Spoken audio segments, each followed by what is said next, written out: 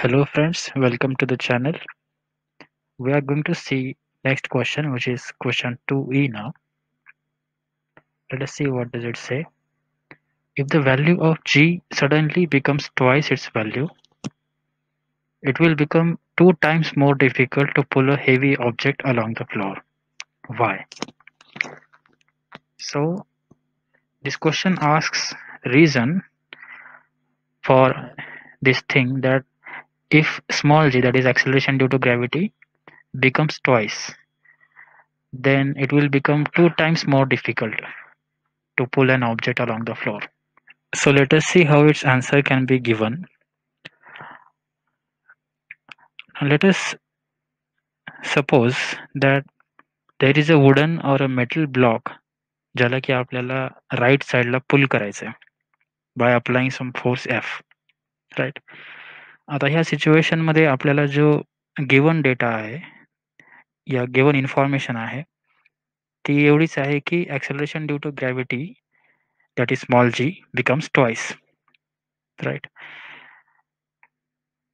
तर आपण कोणते फोर्सेस एखाद्या ब्लॉकला पुल करण्यासाठी इन्व्हॉल्व्ड असतात ते या डायग्राममध्ये दाखवलेलं आहे. कॅपिटल एफ हा आपला अप्लाइड फोर्स आहे. एफ आर जे दाखवलेलं आहे दॅट इज द फ्रिक्शन और frictional force between this floor and the block which is naturally going to oppose the motion of the block.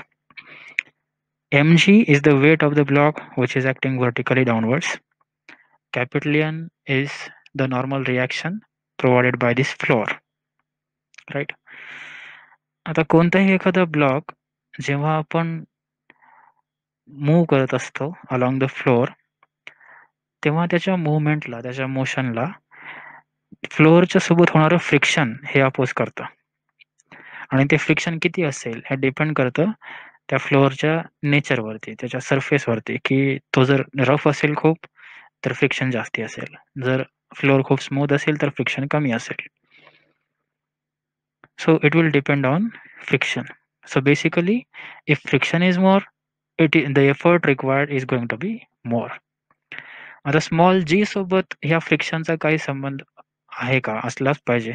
कारण जर स्मॉल जी twice झालं तर रिक्वायर्ड एफर्ट सुद्धा twice होतो हे आपल्याला दाखवायचं आहे. म्हणजेच फ्रिक्शन पण जास्त तिथं जनरेट होत असेल, ज्याला की आपल्याला ओव्हरकम करावं लागेल. बरोबर? सो आपण बघूया की एक्झॅक्टली कोणते फोर्सेस इन्व्हॉल्व्ड असतात. Let the object to be pulled has mass m.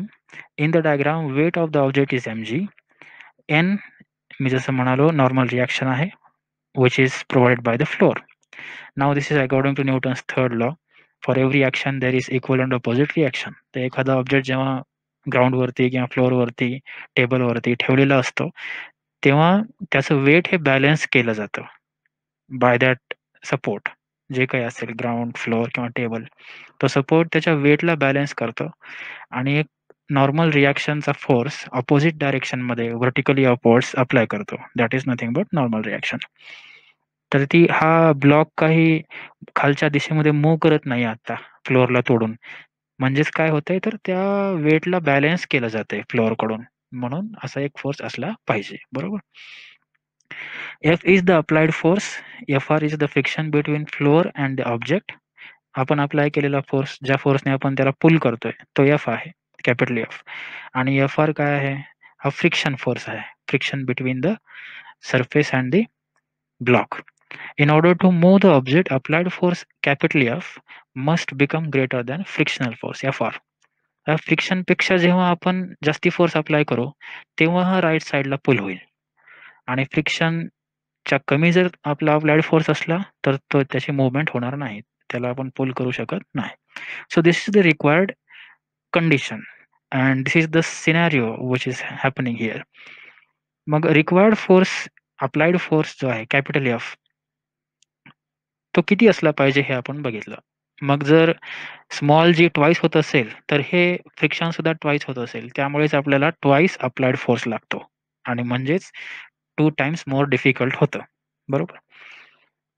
आता जर आपण जनरली बघितलं कोणत्याही केसमध्ये, आपण एखाद्या ऑब्जेक्टला जर सरळ वर उचलत असलो, म्हणजे अगेन्स्ट द ग्रॅव्हिटी जर त्याला वर उचलत असलो आपण, if we are lifting up an object, then it takes very much more efforts. Required force खूप जास्ती असेल आणि ॲक्चुअली त्याला त्याच्या वेट इतकाच फोर्स आपण अप्लाय करावा लागेल. तेव्हाच आपण त्याला उचलू शकतो. But it is a little easier when we are pulling that object along the floor. एखाद्या सरफेसच्या अलोंग जेव्हा आपण त्याला पुल करतो किंवा पुश करतो, तेव्हा ते खूप ईझी असतं rather than lifting it up, right? Because this requires very less force. तर या ठिकाणी या दुसऱ्या केसमध्ये खूप फोर्स कमी लागतोय त्याला. या ठिकाणी मात्र फोर्स त्याच्या वेट इतकाच लागतोय. इथं तर आपल्याला इझिली कळतं, की mg इतका फोर्स अप्लाय करावा लागेल आणि g ची व्हॅल्यू ट्वाइस झाली तर त्याचं वेट पण ट्वाइस होईल. बरोबर आहे. म्हणजे 2mg इतका फोर्स अप्लाय करावा लागेल आपल्याला वर उचलण्यासाठी. म्हणजे lifting up certainly definitely becomes twice more difficult. Twice more force लावावा लागेल. म्हणून ट्वाइस मोर डिफिकल्ट होईल. But pulling, what do we know about pulling? Does pulling also require twice more effort, that is twice more applied force? Let us just see. जसं मी आता म्हणलो तुम्हाला की ते फ्रिक्शनवरती डिपेंड आहे. जर फ्रिक्शन ट्वाइस होते, तर मग पुलिंग फोर्स, अप्लाइड फोर्स पण आपल्याला ट्वाइसच लावावा लागतो. बरोबर? So we must know the relation between small g and this friction force, right? वेटच्या बाबतीत तर हे डायरेक्टच g आहे, mg. तर g ट्वाइस झालं तर ते टोटल वेट जे आहे ते ट्वाइस होणार आहे. पण ह्या केसमध्ये कसं आहे? Let us just see that. Frictional force is given as Fr is equal to mu into capital N. तर 9th स्टँडर्डमध्ये जी कॉन्सेप्ट आपल्याला फ्रिक्शनची इंट्रोड्यूस झालेली आहे. फ्रिक्शन म्हणजे असा एक फोर्स असतो जो मोशनला अपोज करतो आणि it is between the surface and the object. तर ती फक्त कॉन्सेप्ट आपल्याला इंट्रोड्यूस झाली. आता 11th स्टँडर्डमध्ये हा formula forces and laws of motion चॅप्टरमध्ये आपल्याला बघायला मिळेल. Small F is equal to किंवा Fr is equal to mu into capital N हा जो फॉर्म्युला आहे. याच्यामध्ये Fr is the frictional force, mu is coefficient of friction, capital N is the normal reaction provided by that surface to the object. So this is an important formula and it is a standard formula which we should remember. आता mu ची value ही नेहमी 1 पेक्षा कमी असते. It is between 0 and 1. For example, it is 0.2, 0.4, something like that. Okay, and it will depend on the nature of the surface. If surface is very rough, then mu will be very close to 1. Its value will be higher, right? And if the surface is smooth, then its value will be near 0, that is less value, so that the friction becomes less, right? आता आपण lift up करण्यासाठी mg इतका force त्याला लागतो. म्हणूनच काय करतात, ह्या अशा पुलीजचा यूज करतात. Pulling is easier than lifting up, right? आपण डायरेक्टली त्याला लिफ्ट करत नाही. आपण पुलीचा वापर करतो आणि पुल करतो. तर this requires less force, but this is also dependent on small g. जर स्मॉल g ट्वाइस झालं, तर हा रिक्वायर्ड फोर्स सुद्धा आपल्याला ट्वाइस लागणार आहे. But it is much more less than directly lifting it up. Direct त्याला उचलण्यापेक्षा असा फोर्स जो आहे तो कमी लागतो. पण तोही दुप्पट होईल जर g ची व्हॅल्यू दुप्पट झाली तर. आता इथे पण इन्क्लाइन्ड प्लेन दाखवलेलं आहे. इथे पण समजा ह्याने जर हे कार्ट या ग्राउंडपासून ह्या दरवाजापर्यंत डायरेक्ट उचललं असतं, तर त्याला खूप जास्ती फोर्स लागला असता. वेट इतका फोर्स अप्लाय करावा लागला असता. पण इथून हा पुश करतोय आणि पुश करत इथपर्यंत गेला. तर इथे रिक्वायर्ड फोर्स खूप कमी आहे. बरोबर? So this force, pushing force is very much less to do the same thing, right? To do the same amount of work, we can say. This pushing force is very less. This lifting force was much more. But still, if small g becomes twice, lifting force पण दुप्पट होतो आणि हा pushing force सुद्धा त्याच्यावर पण परिणाम होतो, तो पण दुप्पट होतो. बरोबर? So how does that happen? We have seen like friction का जो फॉर्मूला है, mu into capital N. Mu is the coefficient of friction, capital N is the normal reaction. हा स्टँडर्ड फॉर्म्युला आहे. Here, as there is no motion in vertical direction, capital N is equal to mg. किती normal reaction मिळत असेल त्याला? तर त्याच्या weight इतकीच normal reaction मिळत असेल. बरोबर? FR is equal to mu mg होईल. आपण इथे यांच्या ठिकाणी mg सबस्टिट्यूट केलं. मागच्या डायग्राममध्ये जर आपण पाहिलं तर आपल्याला कळेल, इथे capital N is equal to mg. हे इक्विलिब्रियममध्ये राहण्यासाठी हे 2 फोर्सेस इक्वल असले पाहिजेत. असं काही वर किंवा खाली जात नाही ब्लॉक. एकाच जागी स्थिर आहे. म्हणजे हे 2 फोर्सेस इक्वल असले पाहिजेत, अपोझिट फोर्सेस. कॅपिटल N आणि mg म्हणजे mg is equal to capital N. That's why there is no motion in vertical direction. तर आपण कॅपिटल Nच्या ठिकाणी mg ठेवलं. N is equal to mg आणि काय मिळालं? FR is equal to mu mg. FRचा फ्रिक्शनचा फॉर्म्युला आपल्याला मिळाला म्यू mg. आता आपली कंडिशन कशी आहे, की अप्लाइड फोर्स हा greater than equal to friction असला पाहिजे. राइट. म्हणजेच applied force F must be greater than or equal to mu mg असला पाहिजे. राइट. म्हणजेच इथे कळून जाईल आपल्याला G बिकम्स ट्वाइस. मग Gच्या ठिकाणी आपण G डॅश जे नवीन G आहे ते ठेवलं. 2G त्याची व्हॅल्यू आहे.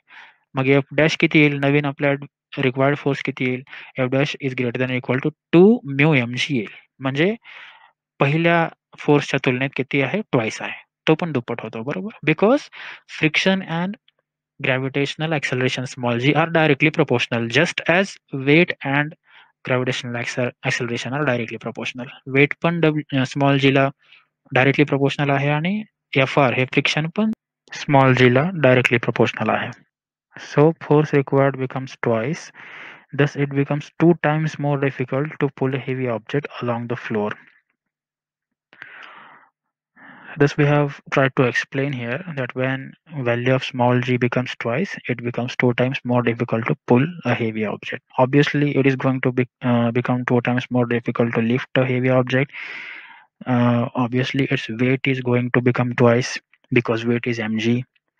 But also, pulling is going to become twice difficult because friction is going to become twice, and friction depends directly on small g as shown in this equation. So that is about this question 2e.